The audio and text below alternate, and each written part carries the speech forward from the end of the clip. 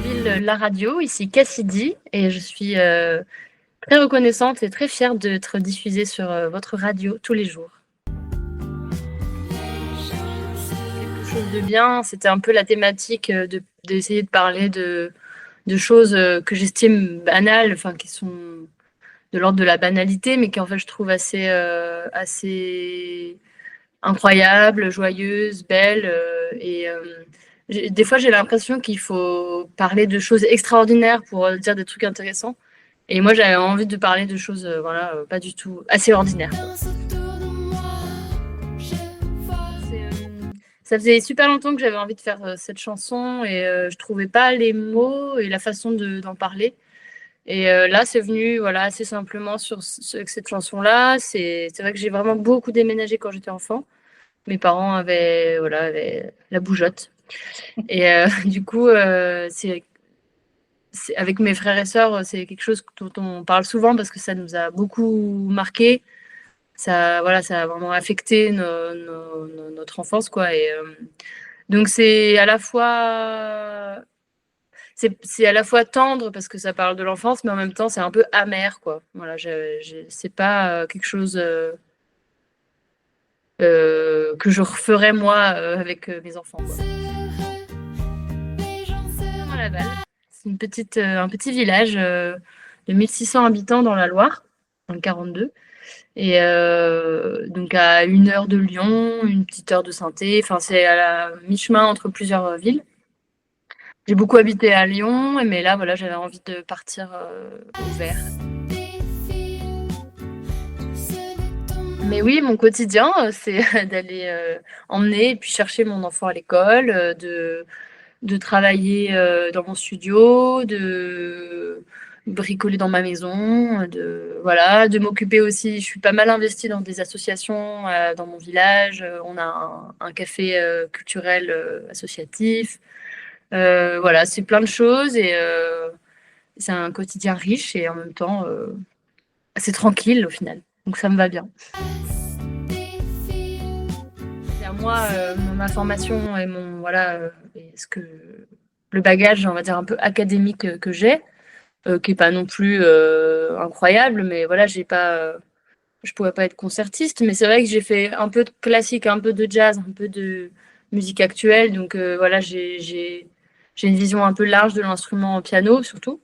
Et après, je me suis auto-formée sur la batterie et puis la guitare, mais je pense que enfin moi je me considère pas comme un modèle, mais je pense que c'est important qu'il y ait des modèles de femmes qui sont sur scène et qui représentent pas voilà ce qu'on a l'habitude de voir dans les clips ou par exemple j'ai rien contre les chanteuses, mais c'est vrai que souvent les femmes qu'on voit sur scène ou en tout cas identifiées femmes, c'est des chanteuses.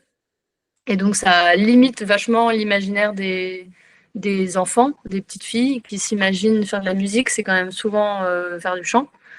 Et donc pour moi, c'est hyper important qu'il y ait des instrumentistes femmes sur scène et que voilà, de mettre ça en avant, d'en parler et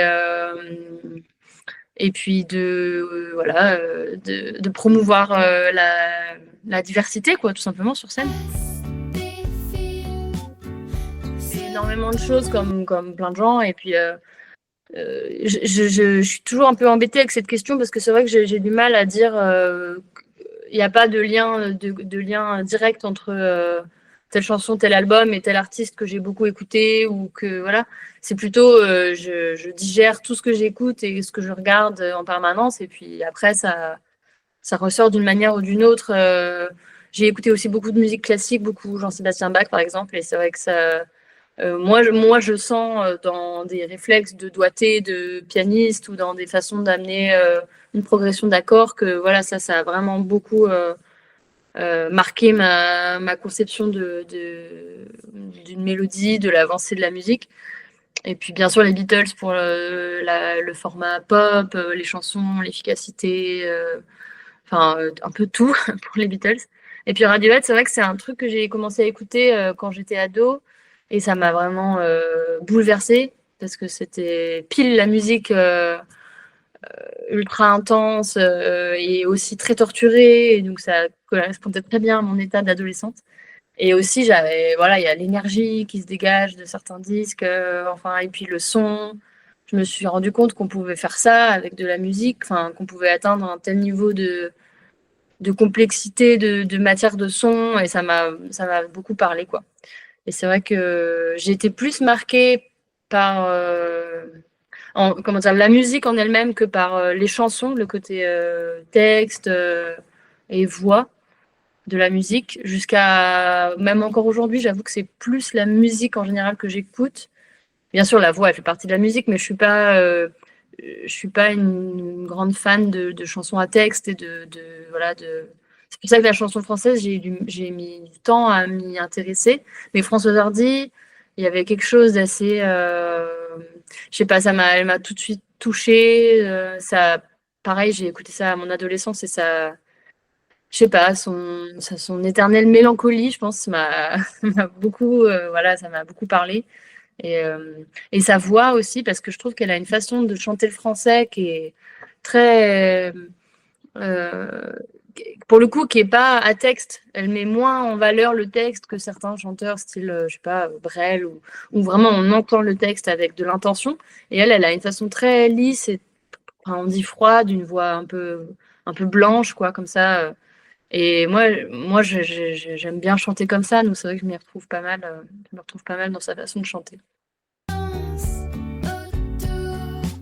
Que j'avais écrite il y a longtemps, qui aurait dû être sur mon deuxième album.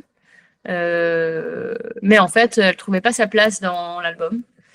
Et donc, on l'a mise de côté. Et puis un petit peu plus tard, donc c'était 2021, quelque chose comme ça, j'ai rencontré l'artiste Kumi Solo, qui est donc japonaise, qui habite en France depuis très longtemps.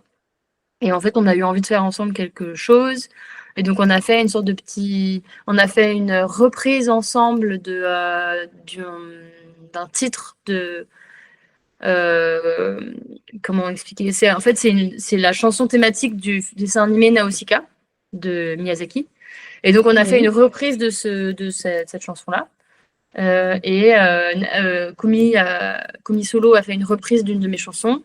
Et donc, on a ajouté cette petite chanson que j'avais faite, qui s'appelle donc en français Chant de fleurs, qu'on a appelé Ohana Batake, parce que voilà, on trouvait que c'était plus cohérent dans son ensemble. Et donc voilà, c'est un petit objet, un petit EP qui fait un petit pas de côté par rapport à ce que je fais d'habitude. Enfin, seule, tout le début du procédé, je fais mes démos toute seule dans mon studio. Souvent, je fais un peu tous les instruments un peu mal. Donc la première démo est un peu foireuse. Et puis après, je refais jouer les parties de guitare et de basse par mes musiciens. Les parties de batterie sont largement améliorées, voire retravaillées par mon batteur. Et puis le texte, je le fais toute seule en général. Et des fois, donc pas pour l'album qui va sortir, mais pour le précédent, j'ai fait appel à deux amies musiciennes et qui sont des super autrices pour travailler avec moi et puis aussi pour écrire complètement un texte. L'une des deux, Marion Josserand, elle a écrit un texte.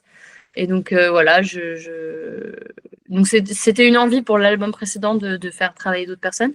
Mais là, c'était assez évident que ce soit moi qui écrive les textes. Les textes viennent toujours après la musique, j'avoue. C'est un peu, j'ai un peu du yaourt quand je fais ma chanson, des mots-clés, des bouts de phrases qui vont avec voilà, l'humeur dans laquelle je suis. Et puis après, soit je garde et puis je tisse enfin, je tire le fil de l'idée, soit je cherche pendant très longtemps.